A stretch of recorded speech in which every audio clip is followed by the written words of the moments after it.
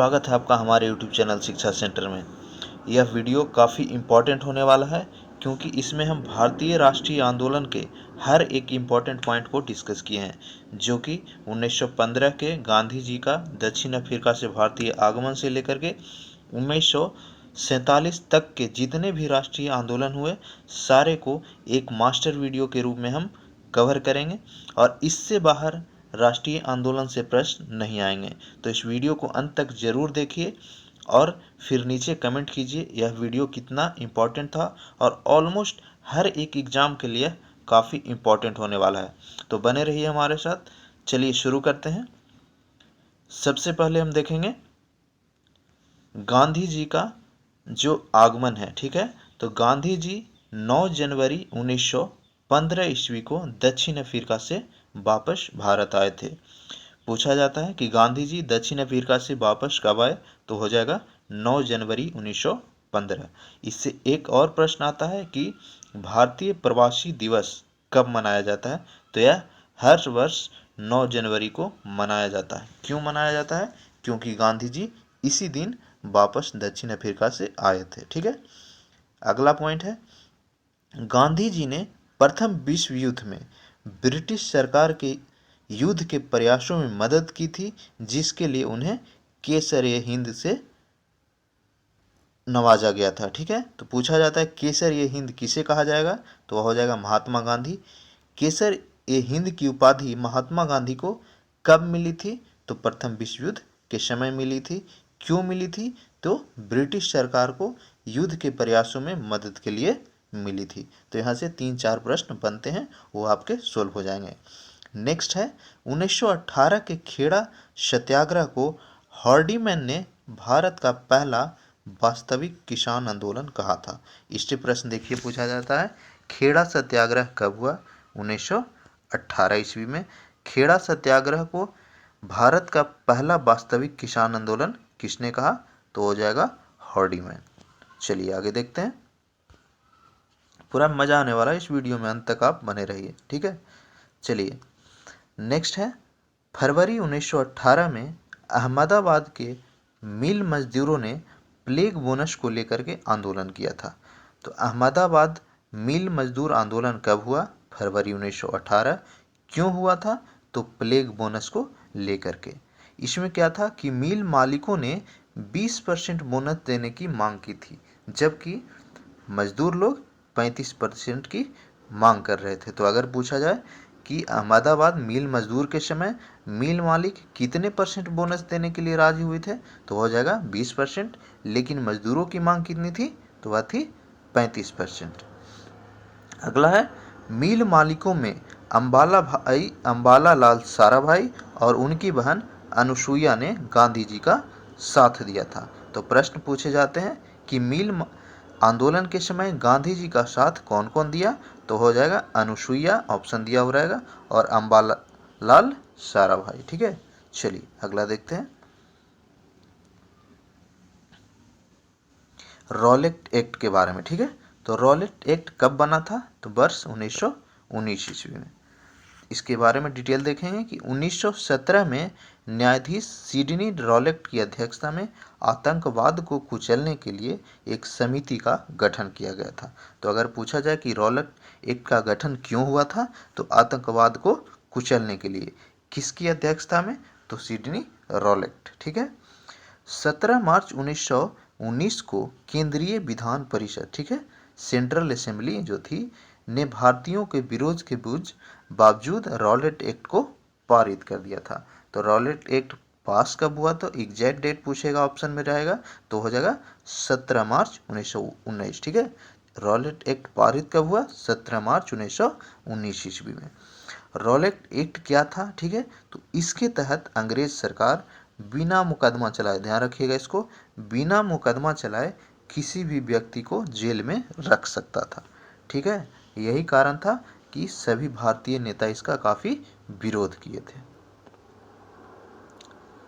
चलिए आगे देखते हैं।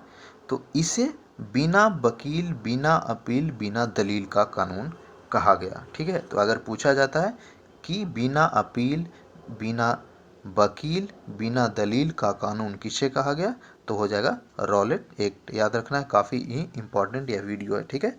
इसमें हर एक आंदोलन के इम्पोर्टेंट पॉइंट को आप देख रहे हैं, हम डिस्कस कर रहे हैं। इसे काला कानून, ठीक है। तो अगर पूछा जाए कि काला कानून किसे कहा जाता है, ऑप्शन में दिया रहेगा तो हो जाएगा रॉलेट एक्ट। तो भारतीयों ने काला कानून किसे कहा, रॉलेट एक्ट हो जाएगा। अगला है गांधी जी ने इसके विरुद्ध सत्याग्रह करने के लिए सत्याग्रह सभा की स्थापना की थी। तो सत्याग्रह सभा की स्थापना की हुई तो रॉलेट एक्ट के विरोध करने के लिए, किसके द्वारा, गांधी जी के द्वारा। नेक्स्ट है उदारवादी नेता सुरेंद्रनाथ बनर्जी, तेज बहादुर स्प्रू, श्रीनिवासन शास्त्री एवं एनी बेसेंट गांधी जी के सत्याग्रह का विरोध किए थे। तो जनरली प्रश्न पूछेगा, उसमें ऑप्शन दिया जा रहेगा कि गांधी जी के सत्याग्रह का विरोध किन्होंने किया, एक से अधिक, तो आप ऑप्शन दे करके यहाँ से बना सकते हैं कौन कौन किए थे। सुरेंद्रनाथ बनर्जी, तेज बहादुर, श्रीनिवासन और एनी बेसेंट, ये 4 जो लीडर थे भारतीय, वे गांधी जी के सत्याग्रह सभा की विरोध किए थे, ठीक है।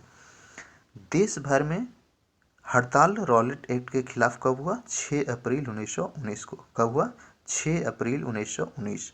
रॉलेट एक्ट पारित कब हुआ, 17 मार्च 1919। डेट को याद रखना है, ठीक है। चलिए आगे देखते हैं।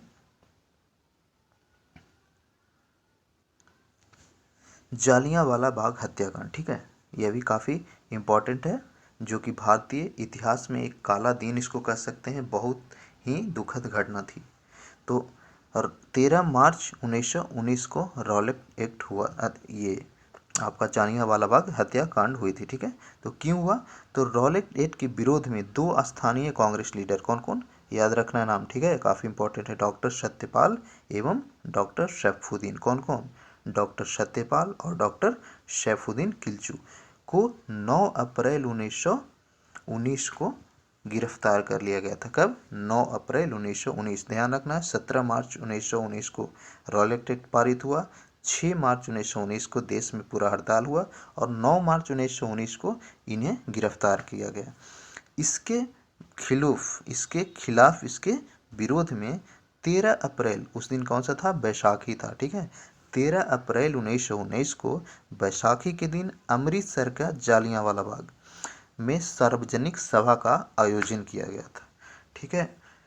उस सभा के दौरान क्या था कि जो पंजाब के गवर्नर थे माइकल ओ डायर, याद रखना है नाम, पूछा जाता है कि जालियांवाला बाग के समय पंजाब के गवर्नर कौन थे, तो आंसर कौन हो जाएगा, माइकल ओ डायर। तो उन्होंने अमृतसर के जो जनरल डायर थे उनके द्वारा सभा पर गोलियां चलवाई गई थी। तो जालियांवाला बाग एक जो था वहाँ पर बंद थे, एक साइड से ही निकलने का रास्ता था और उसी साइड को ब्लॉक करके अमृतसर में जनरल डायर ने सीधे भीड़ पर अपने सैनिकों को गोलियां चलाने की आदेश दे दिया था। चलिए आगे देखते हैं। तो हत्या के विरोध में रविंद्रनाथ टैगोर ने नाइटहुड की उपाधि त्याग दी। तो यहाँ पे प्रश्न कैसे बनते हैं कि जालियांवाला विरोध घटना के विरोध में किसने नाइटहुड की उपाधि त्यागी, तो वो कौन हो जाएंगे, रविंद्रनाथ टैगोर। या फिर नाइटहुड की उपाधि किसे दी गई थी, रविंद्रनाथ टैगोर। और वायसराय के कार्यकारी सदस्य शंकर अय्यर ने इस्तीफा दिया था, ठीक है। तो इस्तीफा किसने दिया, शंकर अय्यर। ये 2 नाम जालियांवाला बाग से काफ़ी इंपॉर्टेंट है।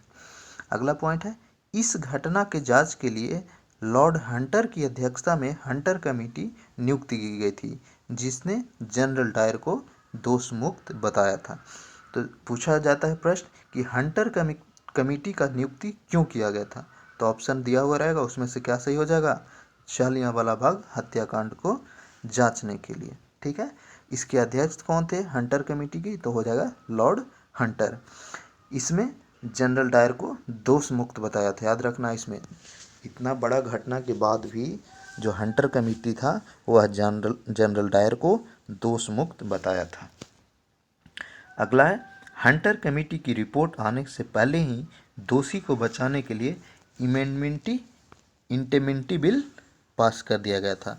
तो पूछा जाएगा कि हंटर कमेटी की रिपोर्ट से पहले दोषी को बचाने के लिए कौन सा बिल पास हुआ, तो हो जाएगा इंटेमिनिटी इंटेमिनिटी बिल। कौन सा? इंटेमिनिटी बिल। चलिए आगे देखते हैं। वीडियो को देखने बाद आप कोई भी राष्ट्रीय आंदोलन का सेट बनाएंगे तो आप पाएंगे कि मोर देन 90% जो प्रश्न हैं यहाँ से आपको सोल्व हो जाएंगे। अगला है, सजा के रूप में जनरल डायर को बर्खास्त कर दिया गया था, ठीक है, लेकिन ब्रिटिश हाउस ऑफ कॉमन ने उसका तारीफ की और ब्रिटिश साम्राज्य का शेर कहा गया। तो यहाँ से प्रश्न पूछा जाता है कि ब्रिटिश साम्राज्य का शेर किसे कहा गया, ठीक है, ब्रिटिश साम्राज्य का शेर किसे कहा गया? आंसर हो जाएगा जनरल डायर, ठीक है। अगला है, कांग्रेस ने इस घटना की जांच के लिए मदन मोहन मालवीय के नेतृत्व में एक समिति का गठन किया, जिसके अन्य सदस्य मोतीलाल नेहरू, महात्मा गांधी, सीआर दास, तैयब जी और जयशंकर थे। तो यहाँ से प्रश्न बनेंगे कि जालियांवाला बाग की जो हत्याकांड हुई थी उसका जांच के लिए कांग्रेस ने एक समिति बनाया, उसके अध्यक्ष कौन थे? आंसर हो जाएगा मदन मोहन मालवीय। अगर ऑप्शन में रहता है कि उस समिति के अन्य सदस्य तो कौन कौन हो जाएंगे? मोतीलाल नेहरू, महात्मा गांधी, सीआर दास एवं जयशंकर तथा तैयब जी। याद रखना है इसको। चलिए आगे देखते हैं। अगला है खिलाफत आंदोलन। तो पूछा जाता है खिलाफत आंदोलन का जो पीरियड है कब से कब हुआ? 1920 से 22। याद रखना है कब से कब? 1920 से 22। प्रथम विश्व युद्ध में तुर्की की हार हुई थी। भारतीय मुसलमान तुर्की के मुसलमान को क्या मानते थे? खलीफा मानते थे। जब ब्रिटेन तुर्की का विभाजन करने का निर्णय लिया तो भारतीय मुसलमान खिलाफत आंदोलन किए। तो खिलाफत आंदोलन क्यों प्रारंभ हुआ? तो जो तुर्की का जो विभाजन था उसके विरोध में इसका प्रारंभ हुआ था। गांधी जी, देखिए यह स्टेटमेंट काफ़ी इंपॉर्टेंट है, बहुत बार पूछा गया है। गांधी जी ने खिलाफत आंदोलन को हिंदू मुसलमान एकता का ऐसा सुनहरा मौका माना जो अगले 100 वर्ष में नहीं आएगा। तो पूछा जाता है कि यह कथन किसका है? तो ये कौन सा हो जाएगा? महात्मा गांधी। चलिए आगे देखते हैं। अली बंधु, शौकत अली, अली बंधु किनको किनको कहा जाता है? शौकत अली एवं मोहम्मद अली को, ने अपने पत्र कॉमरेड में तुर्की का समर्थन किया।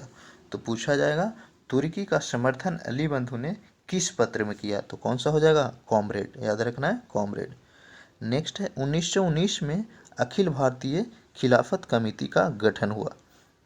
अखिल भारतीय खिलाफत कमेटी का गठन वर्ष 1919 ईस्वी। 1922 में मुस्तफ़ा कमाल पाशा ने खलीफा का पद समाप्त किया गया। तो अगर प्रश्न पूछा जाए खलीफा का पद किसने समाप्त किया? आंसर हो जाएगा मुस्तफ़ा कमाल पाशा। खलीफा का पद कब समाप्त किए गए? 1922 ईस्वी। हिंदू मुस्लिम के बीच व्यापक दंगे हुए थे कब? 1923 से 27 के जो पीरियड था उसमें काफ़ी दंगे हुए। अगला है 17 अक्टूबर 1919 को खिलाफत दिवस मनाया गया था। खिलाफत दिवस कब मनाया गया? 17 अक्टूबर 1919 ईस्वी। चलिए आगे देखते हैं। अगला है आंदोलन, हम डिस्कस करेंगे स्वराज पार्टी, ठीक है। तो स्वराज पार्टी की स्थापना कब हुई? वर्ष 1923 ईस्वी।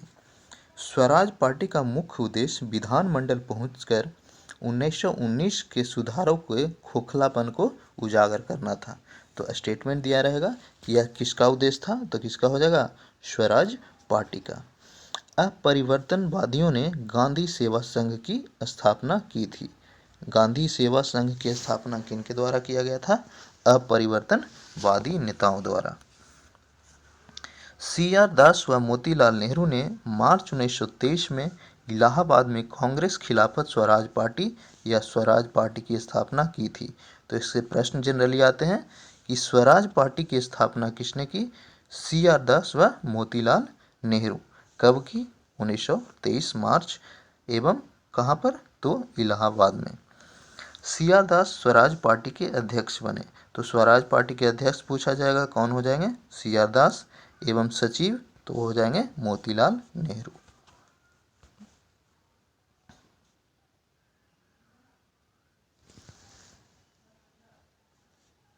नेक्स्ट है सितंबर 1923 में दिल्ली में मौलाना आज़ाद की अध्यक्षता में कांग्रेस का जो विशेष अधिवेशन था, उसमें स्वराज पार्टी व उसके विशेष कार्यक्रमों को कांग्रेस के अंतर्गत मान्यता दी गई थी। ठीक है, तो स्वराज पार्टी के जितने भी कार्यक्रम थे उसको कब मान्यता दिया गया?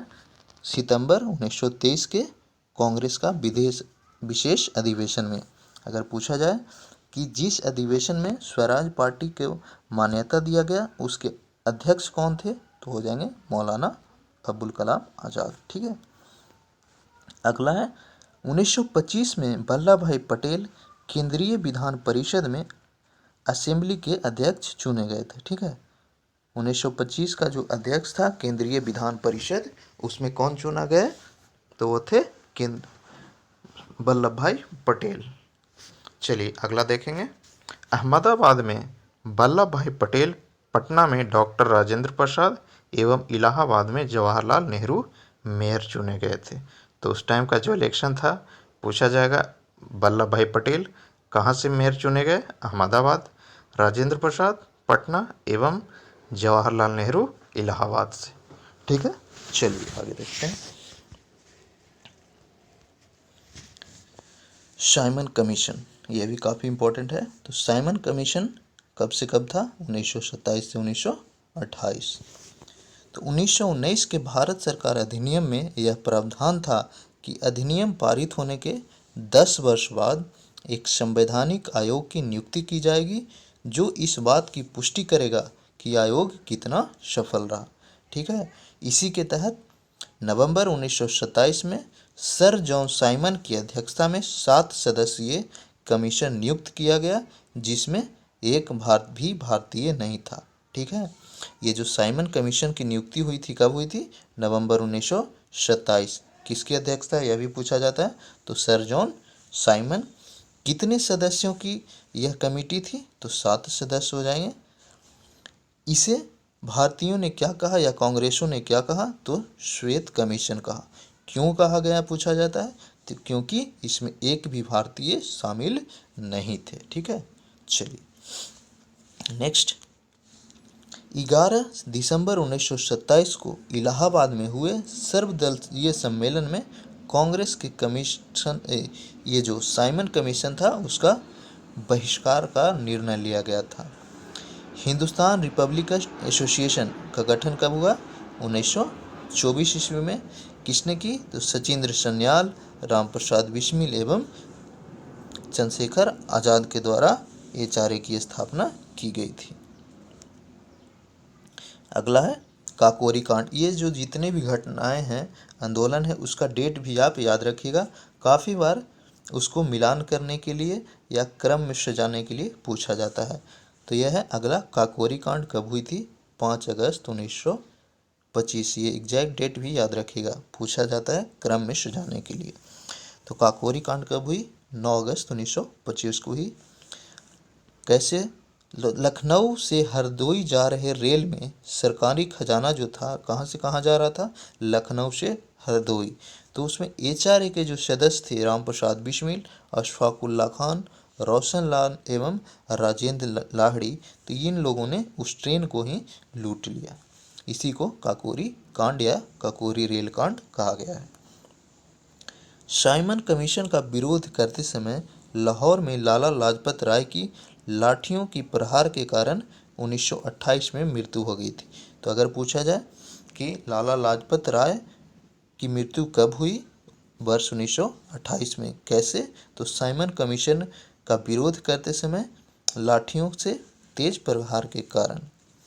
इनकी मृत्यु का बदला भगत सिंह, चंद्रशेखर आज़ाद एवं राजगुरु ने 17 दिसंबर 1928 को सॉन्डर्स की हत्या करके ली थी।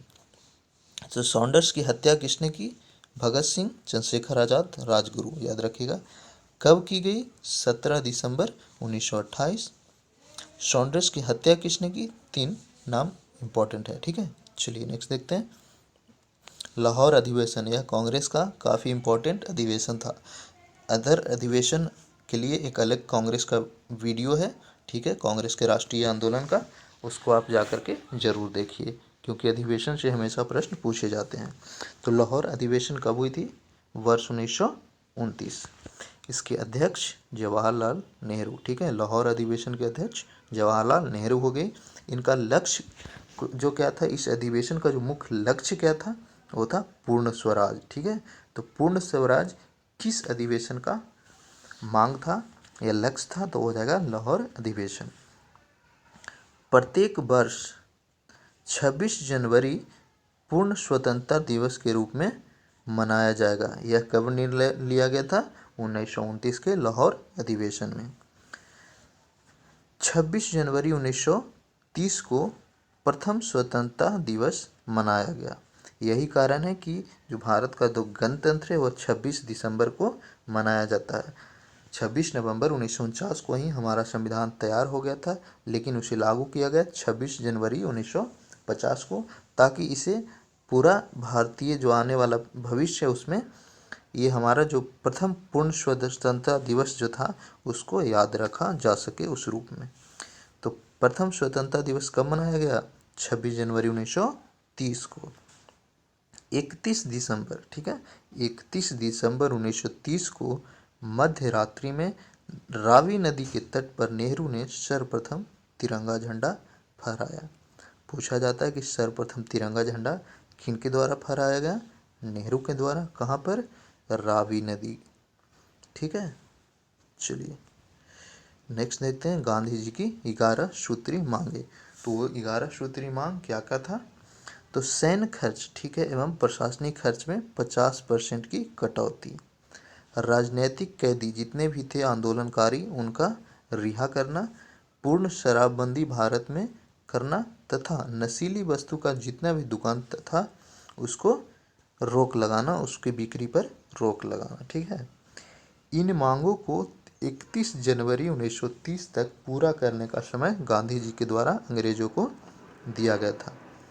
नेक्स्ट है फरवरी 1930 में साबरमती आश्रम में कांग्रेस का जो कार्यकारी समिति की बैठक था उसमें गांधी जी के सविनय अवज्ञा आंदोलन प्रारंभ करने की अनुमति दी गई थी। तो प्रश्न पूछा जाएगा कि सविनय अवज्ञा आंदोलन प्रारंभ करने की अनुमति कहाँ मिली? तो फरवरी 1930 के साबरमती आश्रम का कांग्रेस का कार्यकारी समिति बैठक में। नेक्स्ट देखते हैं दांडी मार्च। इससे प्रश्न हमेशा आते हैं।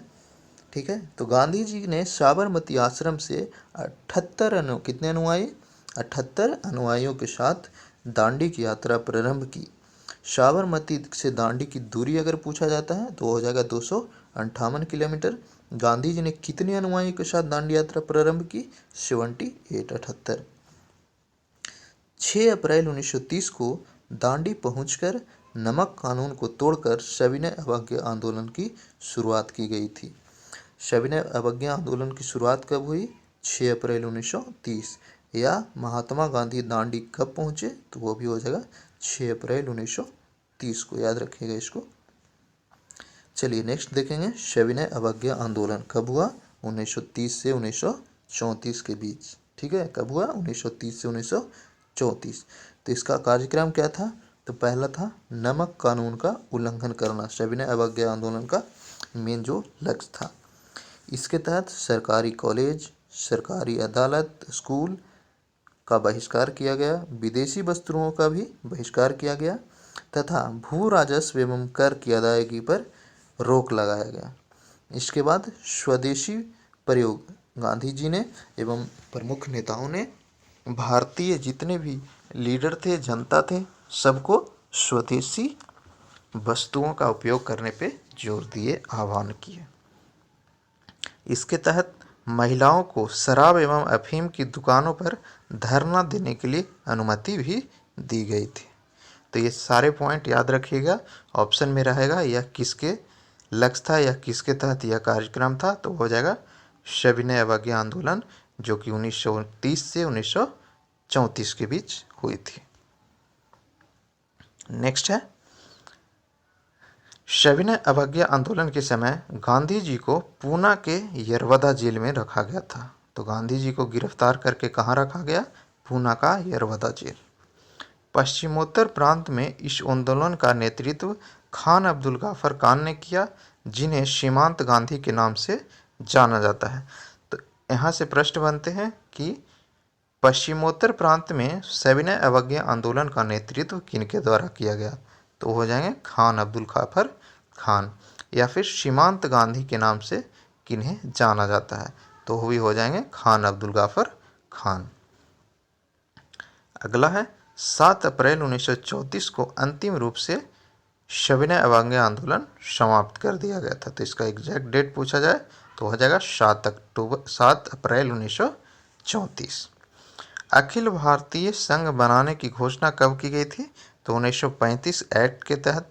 इसका मतलब क्या हुआ कि ब्रिटिश प्रांत और देसी रियायत मतलब जितने छोटे छोटे राजा थे इन दोनों को समाप्त कर दिया जाएगा और दोनों को मिला करके ऑल इंडिया यूनियन यानी अखिल भारतीय संघ बनाया जाएगा। नेक्स्ट है गोलमेज सम्मेलन। ठीक है, तो इसमें जितने भी आंदोलन हैं काफ़ी इंपॉर्टेंट है, हर एक से प्रश्न अक्सर पूछा ही जाएगा। तो गोलमेज सम्मेलन कहाँ पर हुआ? लंदन में। इसका उद्घाटन किसने किया? सम्राट जॉर्ज पंचम के द्वारा किया गया। तो गोलमेज सम्मेलन की अध्यक्षता किसने की? प्रधानमंत्री रैमजे मैकडोनाल्ड। ठीक है, कौन सा? Ramsay MacDonald. प्रथम गोलमेज सम्मेलन कब हुई थी? 12 नवंबर 1930 से 13 जनवरी 1931। याद रखना, इसको काफ़ी बार पूछा गया है। सारे प्रथम से द्वितीय तृतीय आंदोलन कब हुए? तो प्रथम गोलमेज सम्मेलन कब हुई थी? 12 जनवरी 1930 से 13 जनवरी 1931। प्रथम गोलमेज सम्मेलन में भाग लेने वाले कुल सदस्य 89। ठीक है, 89। यह प्रथम गोलमेज सम्मेलन जो था इसका बहिष्कार कांग्रेस ने किया था। कांग्रेस ने इसमें भाग नहीं लिया था। नेक्स्ट देखेंगे द्वितीय गोलमेज सम्मेलन। यह कब हुआ? 7 सितंबर 1931 से 1 दिसंबर 1931 तक। इसमें भाग लेने वाले सदस्य कौन कौन थे? कुल सदस्य कितने थे? 111। कांग्रेस की तरफ से महात्मा गांधी ने द्वितीय गोलमेज सम्मेलन में भाग लिया था। प्रथम गोलमेज सम्मेलन का कांग्रेस बहिष्कार किया, लेकिन द्वितीय गोलमेज सम्मेलन में कांग्रेस की तरफ से महात्मा गांधी इस सम्मेलन में भाग लिए थे। तृतीय गोलमेज सम्मेलन कब हुई थी? 17 नवंबर 1932 से 24 दिसंबर 1932। तृतीय गोलमेज सम्मेलन में भाग लेने वाले कुल सदस्य 46। इसका भी बहिष्कार कांग्रेस के द्वारा किया गया। तो अगर पूछा जाए कि कांग्रेस किस गोलमेज सम्मेलन में भाग लिया तो हो जाएगा सिर्फ द्वितीय गोलमेज सम्मेलन। एक काफ़ी इंपॉर्टेंट प्रश्न आता है कि किन्होंने तीनों गोलमेज सम्मेलन में भाग लिया था? तो हो जाएंगे भीमराव अंबेडकर। ये जो थे दलितों की तरफ से तीनों गोलमेज सम्मेलन में भाग लिए थे। नेक्स्ट है गांधी इरविन समझौता। ठीक है, कब कब हुआ था?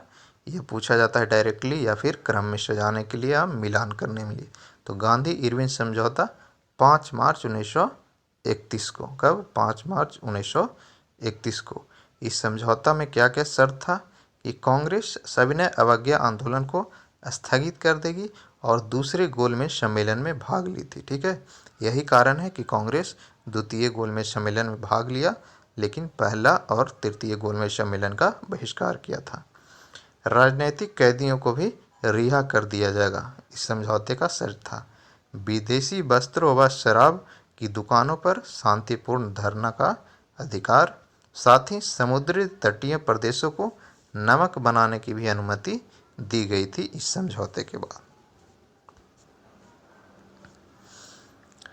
अगला है शर्त 23 मार्च 1931 को भगत सिंह, सुखदेव एवं राजगुरु की फांसी हो गई थी। ठीक है, तो इस समझौता के तहत ही यह दोनों में समझौता नहीं बन पाया कि इनको फांसी की सज़ा से बचाई जाए। तो पूछा जाएगा कि भगत सिंह, सुखदेव एवं राजगुरु की फांसी कब हुई? तो वो थी 23 मार्च 1931, जिस दिन भारत के 3 युवा क्रांतिकारी नेता को एक साथ अंग्रेजों ने बलिदान की फांसी पे चढ़ा दिया था। अगला है 1931 में कांग्रेस के कराची अधिवेशन। ठीक है, कराची अधिवेशन कांग्रेस का कब हुआ? वर्ष 1931 में गांधी इरविन समझौते का अनुमोदन हुआ था और उसके अध्यक्ष कौन थे? तो सरदार वल्लभ भाई पटेल थे। कराची अधिवेशन का अध्यक्ष पूछा जाए तो हो जाएंगे सरदार वल्लभ भाई पटेल। अगला है अधिवेशन में मौलिक अधिकारों और राष्ट्रीय आर्थिक कार्यक्रम पर प्रस्ताव पारित हुआ था। तो मौलिक अधिकार एवं राष्ट्रीय आर्थिक कार्यक्रम का प्रस्ताव कब पारित हुआ?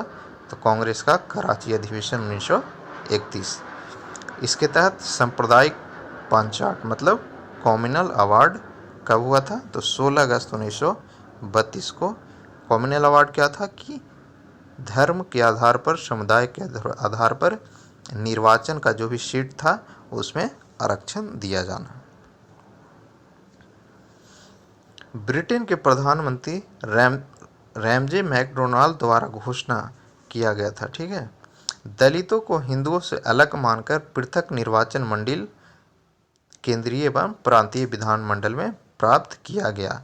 यह जो गांधी इरविन समझौता था उसके बाद पृथक निर्वाचन मंडल को मंजूरी दे दी गई थी। महात्मा गांधी ने इस घोषणा के विरोध में पूना के यरवदा जेल में, ये सारे के समय ये जो घोषणा की गई थी कम्युनल अवार्ड का, उस समय यरवदा जेल में गांधी जी बंद थे और वहाँ से 20 दिसंबर 1932 को आमरण अनशन आरंभ कर दिए थे। नेक्स्ट है पूना पैक्ट, ठीक है, पूना समझौता या पूना पैक्ट बोल सकते हैं इसको। कब हुआ था? 26 सितंबर 1932। तो इसमें क्या क्या हुआ? राजेंद्र प्रसाद मदन मोहन मालवीय के प्रयासों से गांधी जी एवं अंबेडकर के बीच समझौता हुआ। किसको लेकर के? सांप्रदायिक नेतृत्व को लेकर के, ठीक है। अंबेडकर ने पृथक निर्वाचन मंडल की मांग को वापस ले लिया था। जो अंबेडकर थे उन्होंने धर्म के आधार पर, समुदाय के आधार पर निर्वाचन मंडल की जो मांग थी वह राजेंद्र प्रसाद एवं मदन मोहन मालवीय के प्रयासों के बाद समझौता हुआ और उन्होंने उसको वापस ले लिया। प्रांतीय विधानमंडल में दलितों को 71 के स्थान पर 148 सीटें दी गई। तो यह पूछा जाता है कि कम्युनल अवार्ड में सांप्रदायिक पंचाट के तहत दलितों को कितने सीट दिए गए थे? तो हो जाएगा 71। बाद में पूना पैक्ट में उसको कितना किया गया? 148 सीट। इस समझौते में एक और क्या था कि केंद्रीय विधानमंडल में 18% दलितों के लिए आरक्षण दिया जाना। नेक्स्ट देखते हैं, गांधी जी ने दलित उत्थान का वादा किससे किया था? जब सारे जो भी बात थे उसको भीमराव अंबेडकर मान लिए तो उन्होंने कहा कि दलित उत्थान के लिए हम जरूर कार्यक्रम लाए थे और उन्होंने वादा किया भीमराव अंबेडकर से। 1932 में गांधी जी ने हरिजन सेवक संघ अखिल भारतीय अस्पृश्यता विरोधी लीग का गठन किया। हरिजन सेवक संघ की स्थापना किनके द्वारा की गई? यह भी पूछा जाता है। गांधी जी कब किया गया? 1932। नेक्स्ट है मई 1933 में गांधी जी ने सविनय अवज्ञा आंदोलन को 12 सप्ताह के लिए स्थगित किया गया। पूछा जाएगा कि सविनय अवज्ञा आंदोलन को कब स्थगित किया गया था? मई 1933 आंसर हो जाएगा। कितने सप्ताह के लिए? ऑप्शन दिया रहेगा तो हो जाएगा 12 सप्ताह। 1938 के हरिपुरा अधिवेशन की अध्यक्षता सुभाष चंद्र बोस ने की। हरिपुरा अधिवेशन कब हुआ? 1938। उसके अध्यक्ष कौन थे? तो सुभाष चंद्र बोस। ये 3 प्रश्न यहाँ से बनते हैं। चलिए नेक्स्ट देखते हैं, कांग्रेस का त्रिपुरी संकट। त्रिपुरी संकट एक्चुअली यह क्या था? त्रिपुरा में अधिवेशन होना था कांग्रेस का, लेकिन इसको त्रिपुरी संकट कहा गया। क्यों कहा गया? चलिए देखते हैं। सुभाष चंद्र बोस दूसरी बार अध्यक्ष पद के लिए खड़े हो गए तो गांधी जी ने पिटावी सीतारमैया को अपना उम्मीदवार बनाया। यहाँ पर क्या हुआ कि सुभाष चंद्र बोस खड़ा भी हो गए और गांधी जी के उम्मीदवार के अपोजिट में खड़ा हो गए। इसलिए सभी नेताओं के बीच एक असमंजस बन गई कि आखिर किनको वहाँ का जो अध्यक्ष था उस अधिवेशन का बनाया जाए। इसीलिए इसे त्रिपुरी संकट कहा गया, ठीक है। अगला है 1939 में सुभाष चंद्र बोस द्वारा फॉरवर्ड ब्लॉक की स्थापना की गई थी। यहाँ से प्रश्न आते हैं, फॉरवर्ड ब्लॉक की स्थापना कब हुई? वर्ष 1939 आंसर होगा। किन के द्वारा की गई? सुभाष चंद्र बोस के द्वारा। द्वितीय विश्व युद्ध इसके बाद प्रारंभ होती है। तो द्वितीय विश्व युद्ध कब से कब चला? 1939 से 1945। ठीक है। भारत को लॉर्ड लिलिंथगो ने द्वितीय विश्व युद्ध में शामिल कर लिया तो कांग्रेस मंत्रिमंडल ने त्यागपत्र दे दिया। तो यहाँ से प्रश्न क्या आता है कि द्वितीय विश्व युद्ध के समय भारत का जो वायसराय था, गवर्नर जनरल था, वो कौन था? लॉर्ड लिलिंथगो। ठीक है, लिनलिथगो। या फिर कांग्रेस मंत्रिमंडल ने कब त्यागपत्र दिया? तो जब लॉर्ड लिलिंथगो ने भारत को द्वितीय विश्व युद्ध में शामिल कर लिया गया। नेक्स्ट है, मुस्लिम लीग ने 22 दिसंबर 1939 को मुक्ति दिवस, ठीक है, मनाया। यहाँ से प्रश्न, मुक्ति दिवस किसने मनाया? मुस्लिम लीग। कब मनाया? 22 दिसंबर 1939 ईस्वी। नेक्स्ट है, द्वितीय विश्व युद्ध में भारत की जनता का सहयोग हेतु वायसराय लॉर्ड लिनलिथगो को 8 अगस्त 1940 को एक प्रस्ताव प्रस्तुत किया, जिसको अगस्त ऑफर या अगस्त प्रस्ताव के नाम से जाना जाता है। तो अगस्त प्रस्ताव कब हुआ, डेट पूछा जाएगा। मिलाने के लिए ऑप्शन में रहेगा तो हो जाएगा 1940। एग्जैक्ट डेट अगर पूछा जाए तो हो जाएगा 8 अगस्त 1940 ईस्वी। इसमें क्या था कि युद्ध के बाद अगर ब्रिटेन युद्ध में जीत जाता है तो उसके बाद भारत को डोमिनियन स्टेटस देगा, संविधान निर्माण के लिए एक सभा का गठन कराएगा और वायसराय की जो कार्यकारिणी में भारतीय सदस्यों की जो नंबर ऑफ सीट है उसको भी बढ़ाया जाएगा। ठीक है। ये जो अगस्त ऑफर था, इसको दरवाजे में जंगी लगी कील किसने कहा? जवाहरलाल नेहरू। तो पूछा जाएगा कि अगस्त प्रस्ताव को दरवाजे में जंग लगी कील किनका कथन है? तो हो जाएगा जवाहरलाल नेहरू का। नेक्स्ट है व्यक्तिगत सत्याग्रह, नेक्स्ट आंदोलन। तो यह कब हुआ था? 17 अक्टूबर 1940 को। ठीक है। व्यक्तिगत सत्याग्रह का प्रारंभ कहाँ से हुआ? पवनार वार्धा से हुआ था। कब हुआ था? वर्धा से। प्रथम सत्याग्रही कौन थे व्यक्तिगत सत्याग्रह के? तो विनोबा भावे। यह भी पूछा जा चुका है सारे एग्जाम्स में। द्वितीय सत्याग्रही जवाहरलाल नेहरू। तो ये 4 पॉइंट्स व्यक्तिगत सत्याग्रह से काफ़ी इंपॉर्टेंट हैं। नेक्स्ट देखेंगे मुस्लिम लीग के द्वारा पाकिस्तान की मांग। ठीक है। तो 1923 में कैम्ब्रिज विश्वविद्यालय के एक छात्र थे रहमत अली चौधरी। कौन से? रहमत अली चौधरी, जिन्होंने सर्वप्रथम पाकिस्तान दिया। तो पाकिस्तान शब्द जो था किनके द्वारा दिया गया? रहमत अली चौधरी। कब? वर्ष 1923। वे कहाँ के छात्र थे? तो कैम्ब्रिज यूनिवर्सिटी। ये 4-5 प्रश्न यहाँ से पूछे जाते हैं। 1940 के मुस्लिम लीग के लाहौर अधिवेशन में मोहम्मद अली जिन्ना द्वारा द्विराष्ट्र, ठीक है, ड्यूल कंट्री सिद्धांत दिया गया। द्विकंट्री सिद्धांत किसके द्वारा दिया गया? मोहम्मद अली जिन्ना। कब? लाहौर अधिवेशन मुस्लिम लीग का 1940 ईस्वी में। नेक्स्ट है 1943 के मुस्लिम लीग के कराची अधिवेशन में बांटो और छोड़ो, ठीक है, बांटो और छोड़ो का नारा किसके द्वारा दिया गया? मुस्लिम लीग। कब? 1943 का कराची अधिवेशन। ठीक है, याद रखना इसको। नेक्स्ट है 23 मार्च 1943 को पाकिस्तान दिवस मनाया गया। तो पहली बार पाकिस्तान दिवस कब मनाया गया था? 23 मार्च 1943, 23 मार्च 1943। ठीक है, चलिए नेक्स्ट देखते हैं। नेक्स्ट है Cripps mission. Cripps mission Bharat कब आया? 1942। एग्जैक्ट डेट 22 मार्च 1942 को भारत पहुंचा और भारत के नेताओं के साथ विचार के बाद अपनी योजना प्रस्तुत की थी। क्या क्या प्रस्तुत की? तो इसके अनुसार भारत को डोमिनियन स्टेटस देने की बात की और भारतीय संघ का स्थापना करने का बात रखा क्रिप्स मिशन के लोगों ने। साथ ही युद्ध समाप्ति के बाद संविधान सभा की स्थापना की जाएगी और जिसमें ब्रिटिश भारत तथा देसी रियायतों को प्रतिनिधित्व होगा। यह क्रिप्स मिशन का सारा ऑफर था। इसके ऑफर को कांग्रेस ने अस्वीकार कर दिया था। ठीक है, क्योंकि इसमें क्या था? डोमिनियन स्टेटस था तथा नेतृत्व मिलेगा, सो कंप्लीट फ्रीडम, स्वतंत्रता नहीं दी जाएगी, यह इसका प्रस्ताव था। काफ़ी बार पूछा गया अगला पॉइंट कि post dated cheque Cripps mission को किसने कहा, तो हो जाएंगे महात्मा गांधी। ठीक है, यह एक बुड़ता हुआ बैंक का पोस्ट डेटेड चेक है। नेक्स्ट देखते हैं भारत छोड़ो आंदोलन। ये स्वतंत्रता के लिए काफ़ी इम्पोर्टेंट आंदोलन था। भारत छोड़ो आंदोलन कब हुआ? 1942 में। 14 जुलाई 1942 को वार्धा में कांग्रेस का कार्यकारी समिति ने गांधी जी को भारत छोड़ो आंदोलन शुरुआत करने की अनुमति दी। यहाँ से प्रश्न आते हैं कि भारत छोड़ो आंदोलन शुरुआत करने का अनुमति कहाँ दिया गया?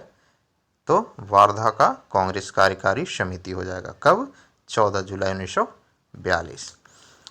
नेक्स्ट पॉइंट, 8 अगस्त 1942 को बम्बे के ग्वालियर टैंक मैदान से गांधी जी ने करो या मरो का नारा दिया। करो या मरो का नारा किसने दिया? डू और डाई, महात्मा गांधी। कब? 8 अगस्त 1942। कहाँ से? तो ये प्लेस भी काफ़ी इंपॉर्टेंट है, ग्वालियर का टैंक मैदान। नेक्स्ट पॉइंट है 9 अगस्त 1942 को पुलिस ने ऑपरेशन जीरो आवर के तहत गांधी जी, नेहरू, कृपलानी, पटेल, चंद्रशेखर को गिरफ्तार कर लिया गया। ठीक है, किस ऑपरेशन के तहत इन नेताओं को गिरफ्तार किया गया? Operation zero hour. नेक्स्ट देखते हैं, गांधी जी को पूना के आगा खां पैलेस में रखा गया था। जब गिरफ्तारी हुई भारत छोड़ो आंदोलन के समय तो गांधी जी को कहाँ रखा गया? पूना का आगा खां पैलेस। गांधी जी ने दमन के विरोध में 1943 में कितने दिन का उपवास रखा? 21 दिन। नेक्स्ट पॉइंट, 1944 में कस्तूरबा का आगा खां महल में निर्धन हो गया। तो गांधी जी की जो पत्नी थी उनका निर्धन कब हुआ? 1944 ईस्वी में। कहाँ पर? आगा खां पैलेस या महल में। 1945 में द्वितीय विश्व युद्ध समाप्त हो जाती है और उसके बाद जो इंग्लैंड में जो आम चुनाव हुआ, इंग्लैंड में आम चुनाव और लेबर पार्टी के क्लेमेंट एटली का प्रधानमंत्री बनना। ठीक है, तो पूछा जाता है कि भारत जब स्वतंत्र हुआ तो उस समय इंग्लैंड के प्रधानमंत्री कौन थे? क्लेमेंट एटली आंसर होगा। किस पार्टी के थे यह भी पूछा गया है, लेबर पार्टी। और उस समय भारत का सचिव कौन बना था? तो पैथिक लॉरेंस। ठीक है, याद रखना, ये 3-4 नाम काफ़ी इंपॉर्टेंट है। नेक्स्ट है नौसेना विद्रोह। ठीक है, तो नौसेना विद्रोह कब हुई? 8 फरवरी 1946 को। कहाँ पर? ऑप्शन आप देख सकते हैं, नौसेना कहाँ पर रहेंगे? समुद्री तट के इलाका, तो मुंबई का जो जगह था। तो 18 फरवरी 1946 को तलवार नामक जहाज के भारतीय सैनिक ने विरोध कर दिया। तो पूछा जाता है किस जहाज के भारतीय नौसेना विद्रोह किए थे? तो हो गया तलवार। इन्होंने अंग्रेज के जातीय व्यवहार एवं खराब भोजन के विरोध में भूख हड़ताल की थी। सरदार वल्लभ भाई पटेल के आग्रह पर विद्रोही सैनिकों ने आत्मसमर्पण किया। तो अगर पूछा जाए कि नौसेना विद्रोह किनके आग्रह पर समाप्त हुआ, तो आंसर हो जाएगा सरदार वल्लभ भाई पटेल। अगला है कैबिनेट मिशन। तो कैबिनेट मिशन प्लान कब आया? वर्ष 1946। इसके जो प्रमुख पॉइंट है कि इटली ने शांतिपूर्ण सत्ता हस्तांतरण की उपाय तलाशने एवं संविधान निर्माण के उद्देश्य से 3 सदस्यीय समिति को भारत भेजा था। ठीक है, तो इस समिति में कौन कौन थे? तो अध्यक्ष कौन था? पैथिक लॉरेंस, जो कि भारत का सचिव बना था, और एक था स्टैमफोर्ड क्रिप्स, ये भी अलेक्जेंडर। ठीक है, तो अगर पूछा जाए कि कैबिनेट मिशन से कौन कौन जुड़े हुए थे, तो हो जाएंगे पैथिक लॉरेंस जो कि अध्यक्ष थे, स्टैमफोर्ड क्रिप्स और एवी अलेक्जेंडर। कैबिनेट मिशन का प्रस्ताव क्या था कि एक भारतीय संघ की स्थापना हो जिसमें ब्रिटिश प्रांत और देशी रियायत शामिल हों।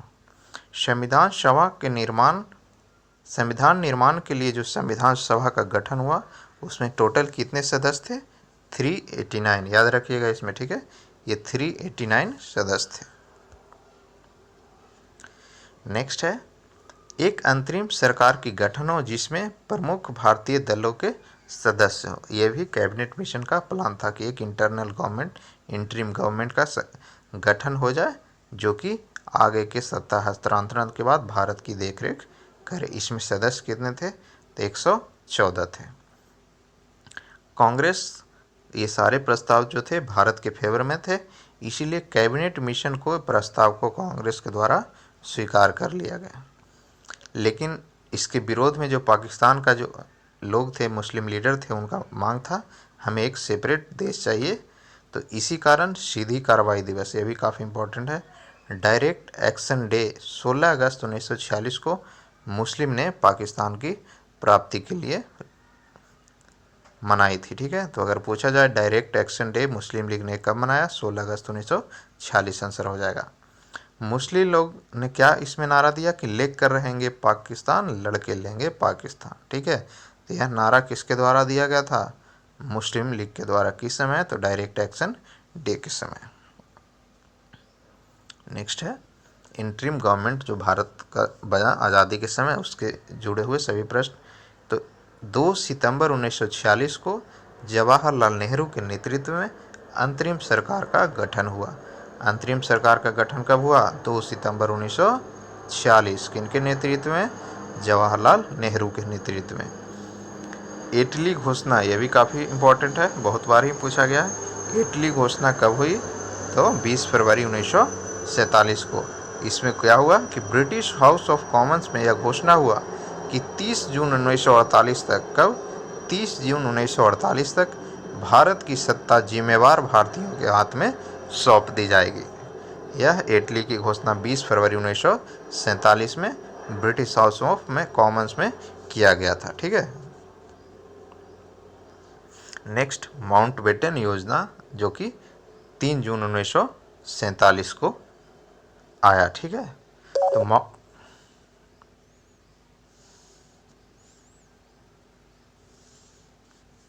नेक्स्ट है माउंट